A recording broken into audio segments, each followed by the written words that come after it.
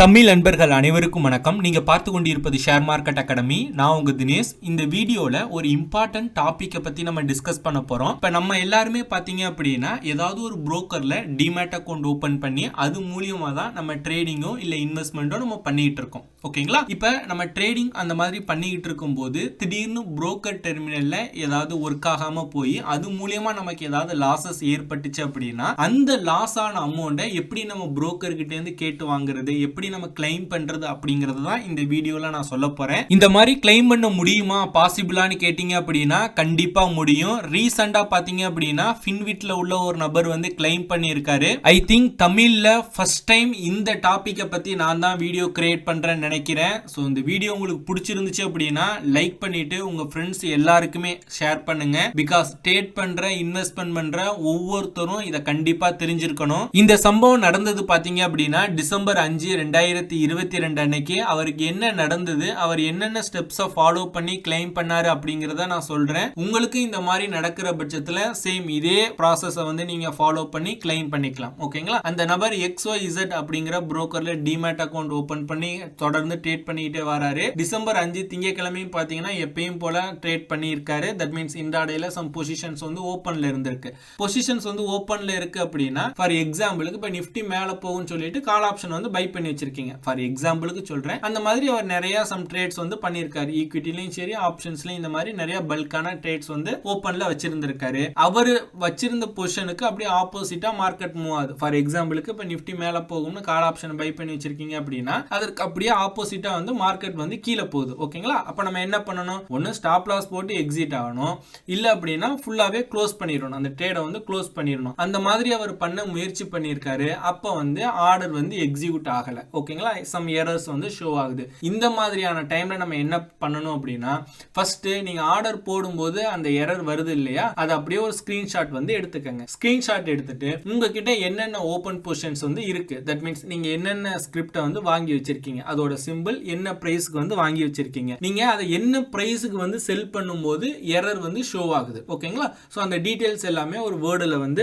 Type பண்ணுங்க. Type பண்ணிட்டு நீங்க அந்த பிரைஸ்க்கு செல் பண்ண முடியாததுனால அந்த எண்ட் ஆஃப் த டே உங்களுக்கு எவ்வளவு லாசஸ் வந்து ஏற்பட்டிருக்கு அப்படிங்கிற அந்த காம்படிஷன் லாசஸையும் மென்ஷன் பண்ணுங்க அந்த வேர்ட் ஷீட்ல. ஓகேங்களா? இது எல்லாமே ரெடி பண்ணிட்டு உங்களோட புரோக்கருக்கு வந்து மெயில் பண்ணுங்க. ஒவ்வொரு புரோக்கரும் அவங்களுக்கு வந்து சப்போர்ட்டுக்கு வந்து ஒரு இமெயில் அட்ரஸ் வந்து உங்களுக்கு ப்ரொவைட் பண்ணிருப்பாங்க. அந்த இமெயிலுக்கு இந்த டீடைல்ஸ் எல்லாமே அட்டாச் பண்ணி நீங்க வந்து ஒரு மெயில் பண்ணுங்க. 99% ஆஃப் த புரோக்கர்ஸ் பாத்தீங்க அப்படின்னா ரெஸ்பான்ஸ் பண்ண மாட்டாங்க. தட் மீன்ஸ் இந்த பிரச்சனைக்கு அவங்க தீர்வு சொல்ல மாட்டாங்க. நெக்ஸ்ட் நம்ம என்ன பண்ணணும் அப்படின்னா ஒரு 3 ஒர்க்கிங் டேஸ் வரையும் வெயிட் பண்ணுங்க. ஓகேங்களா? அதற்குள்ள புரோக்கர்ஸ் கிட்ட இருந்து கண்டிப்பா நமக்கு வந்து ரிப்ளை வந்து வந்துரும். அந்த ரிப்ளை என்ன இருக்கும் அப்படின்னா சாரி ஃபார் த இன்கன்வீனியன்ஸ், தவறுதலுக்கு எங்களை வந்து மன்னிக்கவும், புரோக்கர் சைடுல எங்க சைடுல இருந்து இந்த மாதிரி டெக்னிக்கல் கிளிச்சஸ் வந்து ஏற்பட்டுருச்சு, சோ அதனால எங்களை மன்னிச்சுக்கங்க அப்படிங்கிற மாதிரி blah blah blahன்னு சொல்லிட்டு உங்களுக்கு வந்து ஒரு ஆறுதல் மெசேஜ் போல உங்களுக்கு வந்து இமெயில் வரும். சோ இந்த மெசேஜ்னால நம்மளோட லாஸ் பண்ண அமௌண்ட் வந்து திரும்ப வந்துருமா? கிடையாது. இங்கே தான் நம்மளோட வேலையை வந்து நம்ம ஸ்டார்ட் பண்ணணும். நெக்ஸ்ட் நம்ம என்ன பண்ணணும் அப்படின்னா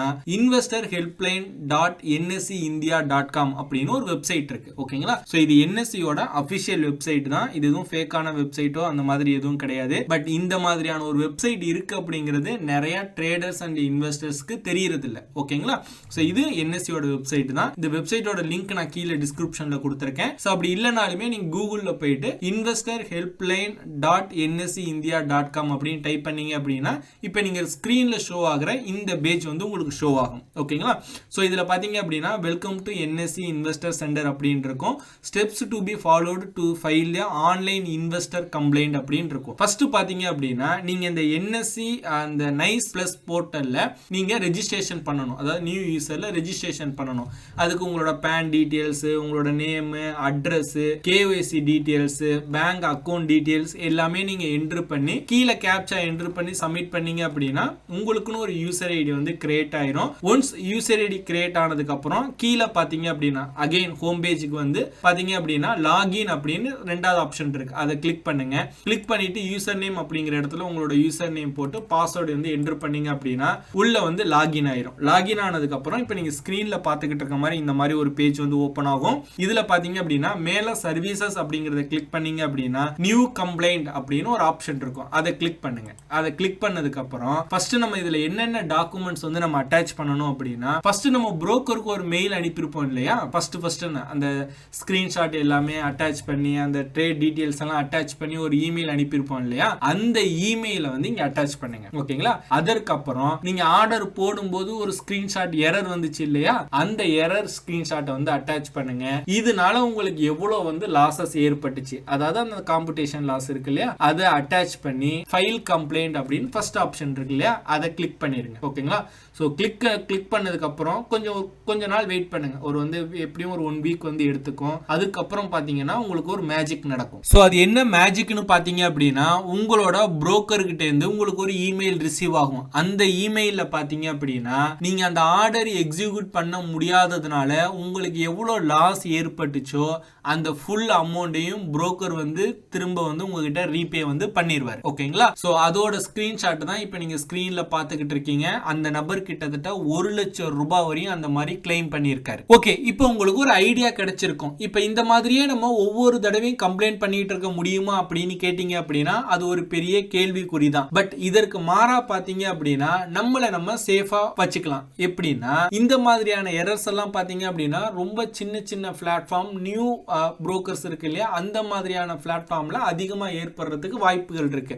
இப்போ இந்த நபர் சொன்னேன் இல்லையா, இவருமே பாத்தீங்க அப்படின்னா ஒரு நியூ புரோக்கர்ட்ட தான் டிமேட் அக்கவுண்ட் ஓபன் பண்ணியிருக்காரு. அவங்க பாத்தீங்க அப்படின்னா 0 brokerage ஆஃபர் பண்றாங்க. மந்த்லி பாத்தீங்க அப்படின்னா ஒரு குறிப்பிட்ட பிளான் அதை நீங்க பேமெண்ட் பண்ணீங்க, அந்த மந்த் ஃபுல்லா உங்களுக்கு 0 brokerage அந்த மாதிரி ஏதோ ஒரு அட்ராக்டிவ் பிளான்னால பாத்தீங்க அப்படின்னா அந்த நியூ புரோக்கர்ல டிமேட் அக்கவுண்ட் ஓபன் பண்ணி ட்ரேட் பண்ணிட்டு இருந்திருக்காரு.